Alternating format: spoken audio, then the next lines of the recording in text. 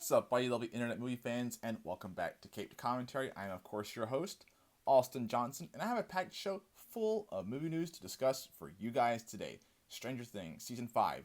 We just got a new trailer. It looks phenomenal, and we got some very cool news about the final episode, the series finale, and where it's going to be released at. We have some big news around Clayface, which is wrapped filming apparently this week. I am so excited for that project. Taylor Sheridan, the guy behind the Yellowstone franchise, moving to NBCUniversal in a massive deal. But he's going to be co-writing a big project that I'm very excited for, Call of Duty. Spoiler alert for all my gamer guys out there and people. That's a big one right there. And then Lanterns, a show that I am extremely excited for and cannot wait to see brought to the DC universe. Sadly, could be delayed, but we got some big updates around that show. Not just delayed, but so some story beats and all that. And then I want to talk about some of the upcoming movies that are coming out this month, and there's a lot of good ones to really be excited for. So thank you guys for tuning in. Let's dive into all these topics right now and discuss with you guys. Start with Clayface, a project that I'm actually very excited for. It's coming to James Gunn's DC Universe next fall in 2026, and it's starring Tom Rhys-Harris as our titular villain, of course, in Clayface. And this movie is said to be like a body horror type of film, and he's an actor, and something's going to happen to him where he's going to start to descend into the villain that we all know being Clayface. I'm excited for this movie. It's going to be rated R, which is already, yes, bring that on. And then what you can do with this kind of like a low budget body horror movie, like a $40-50 million budget, I think there's endless possibilities, and the things, especially with the Clayface character and like kind of how he is and what his powers look like, I'm very curious to see how he descends into like the monster that we all know. Very intriguing premise, but it wrapped filming, and not much has gotten out about this film. I think if you look at the stuff that's been filmed this year in 2025, studios have been very good about keeping it quiet in terms of Doomsday, which filmed with very little confirmed kind of leaks that are out there, and then with this movie Clayface. So I'm excited for it. I can't wait to see it be brought to the big screen. And another reason I'm excited for it is it's not something in James Gunn that he's doing. It's in his universe in the DCU with Superman and, of course, with Woman of Tomorrow. But it's not James Gunn attachment. He's not writing it. He's not directing it. So it's a new vision and version of a film that we're going to get for that universe, which I'm extremely excited for. And that's also something that we're going to get with Lanterns as well. So bring it on. I want to see the interpretations. I want to see the monster brought to the big screen. And like the body horror rated R element of this movie has me very excited for it. And it's one of my more anticipated movies in terms of the comic book genre that's coming out in the next couple of years. So bring on Clayface, wrapped filming, Tom Rhys-Harris starring in it. I'm excited for it. I'm curious to know what you guys think. So comment down below and let me know if you're excited for this movie. Are you looking forward to it? And what do you think they're going to do with this terms of like this character and how this monster is going to look? Let me know all of your thoughts. With that down, let's pivot now to Taylor Sheridan, the guy behind the Yellowstone franchise. He's done all the spin-offs too, like 1923, 1883, 2023. There's so many of that like universe. I've personally never watched them, but I've always heard good things about the universe, and I'm a big Taylor Sheridan fan. Like if you didn't know, he's behind Sicario, Hell or High Water, Wind River on the movie side. So hearing those three projects alone should get you excited for anything that he is doing. Look forward to it. And it's now confirmed that he's going to be writing the Call of Duty movie coming over at Paramount.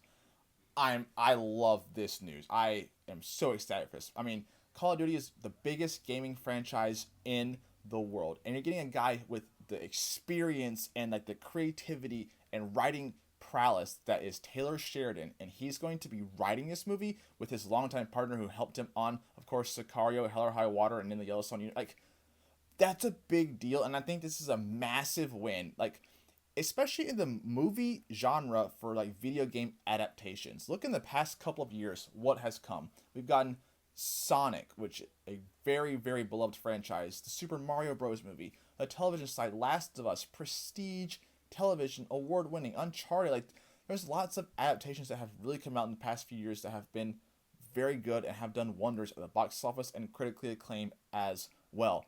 So I think this Call of Duty, one of the biggest game franchises in the world, Taylor Sheridan, because you know with his experience for what he's done, like I said, with just think of Sicario, Hell or High Water, and the Yellowstone universe, just those things alone, and think of what we know from Call of Duty and what it could be in terms of like the wartime soldier aspect of things.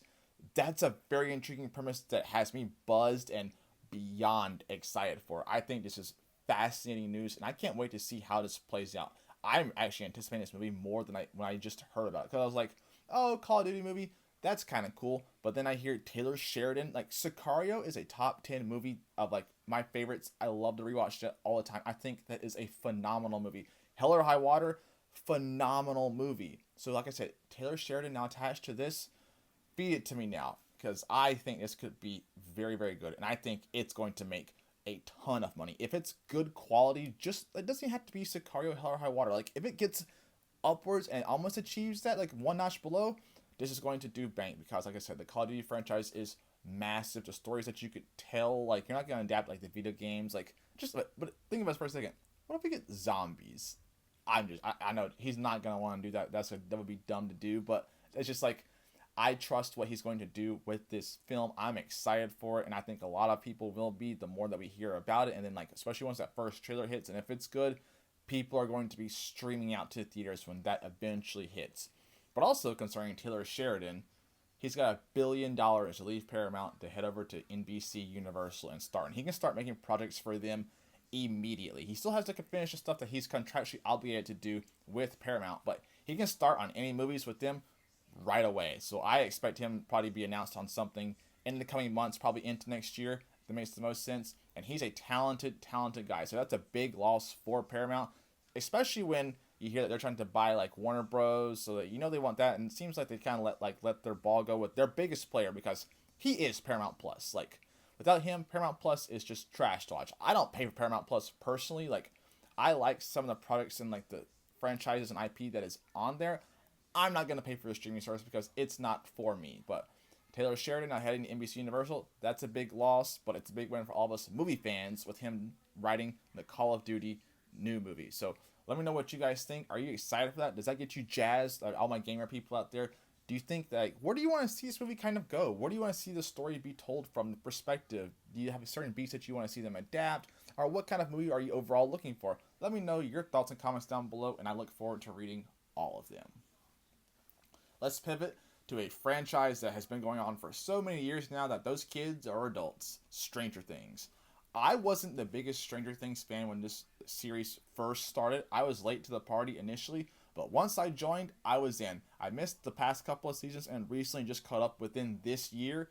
I am so glad, because I thought season 4 was phenomenal. It's up there with season 1 for me in terms of the best season, and I think Vecna is such a cool, unique, menacing, just great written character. Like the reveal, like everything about that character is so cool. And then this new trailer drops for season 5, the final season.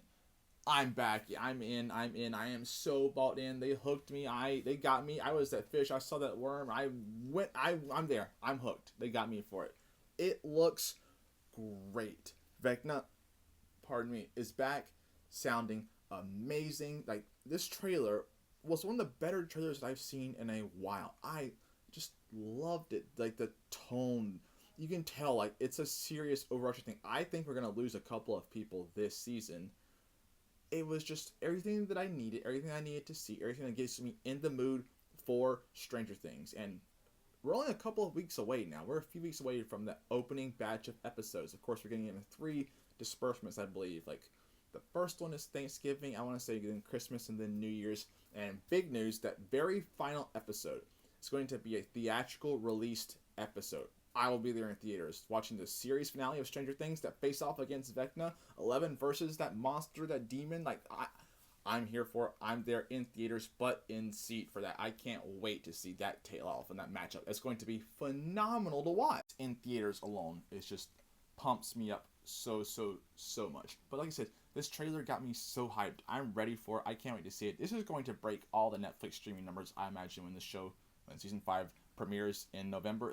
It's going to be massively talked about. Stranger Things was a cultural phenomenon when it first started, and I feel like it still has that relevance even to this day. That trailer broke a ton of records. People were talking about it. It's massively viewed. Like I said, I'm hyped for it. It looks great. It's going to be these kids, which is really funny because they're not kids. They're grown-ass adults right now, but they're portraying kids still in the film. It's going to be some time. Looks like it's been jumped forward, so I'm very curious to see how the fate of Hawkins with my guy David Harbour, what's going to happen to my guy Jim Hopper, like just so much going on. I'm so excited for it. Bring it on. And like I said, Vecna is a top tier TV villain. phenomenal, well written. The voice just gets me every time. It sounds phenomenal. He kills it in that role. Jamie does a great job with that. So, Stranger Things season 5 trailer, awesome. Theatrical release for the final episode. Bring it on. I wish the batch drops were. I'm not the biggest fan of that, but I get what they're doing. And like I said, these are like 50 plus minute episodes. Each of these is like 50 to an hour 20. Like this first batch, I don't know how long those next couple batches are going to be, but bring it on. Feed me all the Stranger Things stuff that I can get. Awesome trailer. Are you excited for it? I'm very curious because I know I'm over the moon for it. Now, something that I am beyond Omega level over the moon excited for is the DC show Lanterns. They released just one promo image and I was hooked immediately. Just Aaron Pierre, Kyle Chandler, we have our Jon Stewart and Hal Jordan just walking down the street looking cool as hell, and on his finger, on Aaron Pierre's finger, you can see him wearing the lantern ring. That one image is all I needed to see. I was in, I was hooked, and I can't wait for this show. Now, it's been months, even been like years since that image was initially released, and it looks like I'm gonna have to wait even longer because it's sounding like being a conversation that like this Green Lanterns podcast interaction that they had with the Hollywood Reporter. A Hollywood Reporter was saying that they don't think Lanterns will be coming until after Supergirl. Supergirl comes out in July, late June or July. I always get those 2 months confused for this release. I can't off the top of my head remember. But I believe Supergirl is in July, so I think it's July. So that means we'll get Lanterns to at least August at the earliest, maybe September, October, November. We could be almost a year away still from Lanterns. That is such sad news. Like, I am looking forward to this show because it's been described as like a buddy cop kind of coming of the age, transitioning from one to the next, but also true detective vibes. Like, everything that you heard about the show, it sounds phenomenal. It's going to be prestige television viewing for HBO in their primetime slot on Sundays. So like that, everything you hear about it sounds phenomenal. You can't wait to get this show, but it's still taking so long. I'm very curious to see, because if it's taking place after Supergirl, is that necessary to the overall story being told? Because we know Superman leads into Supergirl, basically how it ends. So is Supergirl just going to lead into Lanterns? Like, is that what that's going to be? I'm very curious to see, because we know that all these are kind of tied together with Superman, then with Peacemaker, Supergirl. I want to see how Lanterns kind of relates and ties into that. Is it necessary viewing to watch Supergirl before Lanterns? I hope not. I don't believe it will be, but I'm just curious of the overall story that they're trying to tell. But like I said, such sad news because this show sounds amazing. It sounds so cool, and like it's supposedly they're supposed to be investigating a murder on Earth.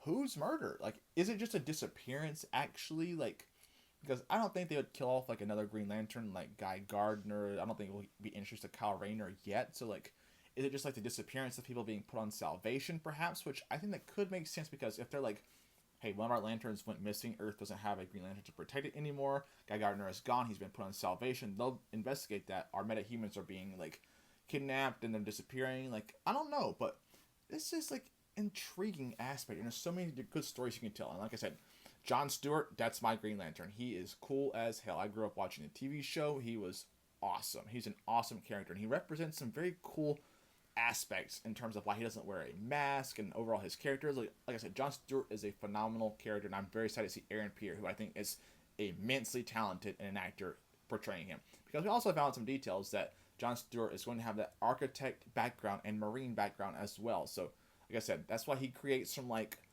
beautiful artwork, because his background and everything. So like I said, he's a very cool character. He's my Lantern, because some people are Hal Jordan guys, some people are like Kyle Rayner guys. So bring it on. I'm so excited for it, but it's just so sad to have this delayed, because we're in such a high like spirit in DC from this year. Like, I love Peacemaker. I thought the final episode of the show was a miss for me, but didn't derail from the whole season. I thought the whole season as a whole was very good. I am beyond excited for Lanterns, because if you didn't know, we have Sinestro cast. Like, I don't think a lot of people necessarily realize that Sinestro is cast for this show. We know who he is. We know he's going to be in this show in some capacity. And knowing he's there, Jon Stewart, of course, Hal Jordan, the buddy cop thing, the true detective nature of primetime HBO, this show is right there in terms of excitement for me. Like, I think Supergirl and Lanterns are probably a 1A, 1B in terms of which I'm more excited for, because like I said, Supergirl, I love the character and the story that they're pulling from. I don't know much about, but from what I have heard and what I know just from the comic, it's phenomenal. So Lobo's also in this movie. So like I said, so anticipated. Lanterns could be about it, but it's just such a sad thing to hear it's delayed. I'm really wondering the reason why, and if it has to do with Supergirl, or is it something to do with like HBO? Because we had heard that there might be a trailer. James Gunn has said that they have it there, but he doesn't. HBO Max works differently in terms of when they release and drop stuff. So I'm very curious to see when we get that trailer coming in the next couple of weeks, next months, or we have to wait till like the beginning of next year to have that Lanterns trailer. But let me know what you guys think on this show being delayed. Are you excited for Lanterns? Do you think Jon Stewart is going to play a pivotal role? Do you think him and Hal Jordan will have that buddy cop dynamic? Do you think it's going to like live up to your expectations? What do you think is overall going to happen in this show? Do you think they're investigating a murder? Whatever the case may be, let me know your thoughts and comments down below and your excitement level from a 1 to 10, because I'm at an 8, 9, like very high up there for this show. And then finally, I just want to touch on, there are so many very good movies that are coming out this month, like October. Terrible time at the box office. Like there were some very good movies in October, like Sean Aries, enjoyable. Not my favorite movie at all, but I thought it was enjoyable. Good Fortune, I loved that movie. I thought it was hilarious. Roofman, a good time. So there were some good movies in October, but the Black Phone 2, very, very good. But November has a ton of ones I am extremely excited for, most of which is Wicked for Good. I loved Wicked last year. I thought it was phenomenal. It was not even my brand of movie. I was not excited for that movie at all. Didn't know what to expect. Just went in with an open mind, and boy, was I pleasantly surprised. I loved Wicked. Thought it was great. And as soon as it ended, I was like, bring on Wicked for Good. I need to see that movie. I need to see part 2. And now it's coming this month. Like, I think it's November 21st. I can't wait to see it. I am so stoked. My most anticipated movie of the month for me is Wicked for Good. Then The Running Man, starring Glenn Powell. I'm very excited for that. I think the trailers have been so fun. They're such a good time. The trailers got me hooked because the title, yeah, it's fine. I've seen the Arnold movie. Like, they're based off of a book. The Arnold movie kind of deviates a lot from it. But this movie is supposed to be very close to it. And I love Glenn Powell. And the trailers are really what hooked me. It looks so fun. Coleman Domingo, like my guy Josh Brolin. So I am very much looking forward to that. And then Predator Badlands looks great. We're getting this sci-fi predator on this alien planet battling all these different monsters and things. Hey, I'm hooked for that premise alone. The Predator looks outstanding. We're getting some tie-ins now, and this is supposed to be like the third one in that trilogy from Prey to Killer of Killers. Jesus Christ. Prey, Killer of Killers, and now Predator Badlands. This is a 3-part thing. So, hey, I'm all there for it. And that trailer looks badass, like I said. So there's some good movies to see this month. I think it's going to be a much higher box office.